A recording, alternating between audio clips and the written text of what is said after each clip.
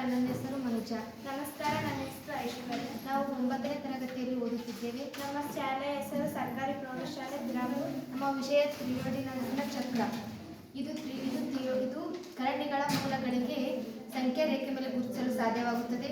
ಅದಲ್ಲದೆ ಯಾವುದೇ ಸಂಖ್ಯೆಗಳ ಮೂಲಗಳನ್ನು ಈ ಸಂಖ್ಯಾ ರೇಖೆ ಮೇಲೆ ಗುರುತಿಸಬಹುದು. ಇಲ್ಲಿ ಪೈಥಾಗೋರಸ್ ಅವರ ನಿಯಮವನ್ನು ಉಪಯೋಗ ಮಾಡಿಕೊಳ್ಳಲಾಗುತ್ತದೆ. ಉದಾಹರಣೆಗೆ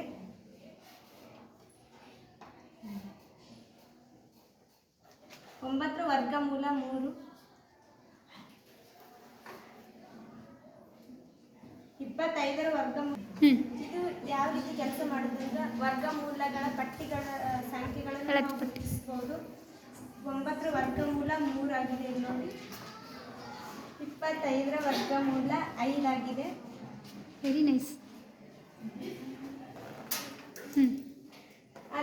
ಅದಲ್ಲದೆ ಯಾವುದೇ ವರ್ಗಮೂಲಗಳ ಸಂಖ್ಯೆಗಳನ್ನು ನಾವು ಗುರುತಿಸಲು ಸಾಧ್ಯವಾಗುತ್ತದೆ. ಧನ್ಯವಾದ.